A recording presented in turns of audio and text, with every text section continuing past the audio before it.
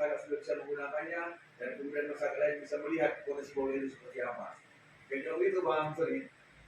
Ya, terima kasih Bang. Jadi gini, saya ini memberikan ide ya.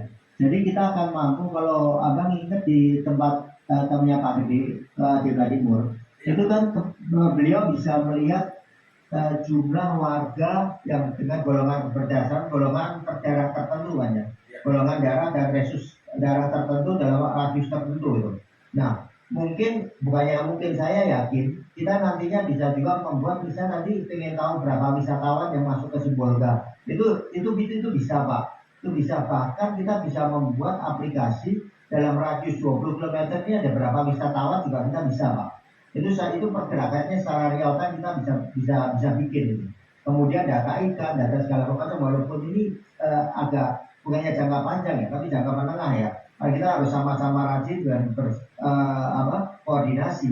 Tapi data itu sangat data yang sangat sederhana untuk bisa dimasukkan dan dipantau dengan menggunakan aplikasi. Yang menjadi tantangan adalah pada saat sosialisasi, berapa banyak yang akan menggunakan. Seperti itu Pak. Bahwa masyarakat potensi bola itu golongan darahnya kelihatan juga. Jadi salah satu yang dijual nanti adalah kebutuhan darah di rumah sakit Ferdinand Mantowi Bang.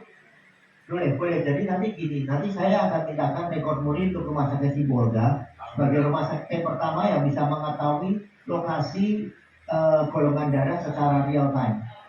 Ya, jadi bisa itu bisa sekali. Kan dari jumlah pajak yang di split ya, saya nggak tahu 21% itu apa aja saya nggak tahu. Tapi nanti itu akan masuk ke instansi masing-masing secara real time. Jadi nggak ada harus hitung-hitungan lagi akhir bulan itu nggak ada. Pokoknya ada orang check in bayar misalnya 700.000 termasuk pajak perhotelan 21%, itu langsung 21%-nya tuh di split pergi ke setiap instansi masing-masing. Jadi nanti di pemerintah di DPRD di Sibolga bisa lihat nih, kemarin malam dari jam 12.001 sampai sekarang jam 6.00 itu ada berapa orang check in di hotel dan pajaknya berapa, itu udah masuk ke rekening DPRD masing-masing Bang. Ya, Bang Sori yang baik. Sekarang ini kami lagi ada kendala masalah pembayaran pajak PBB Bang.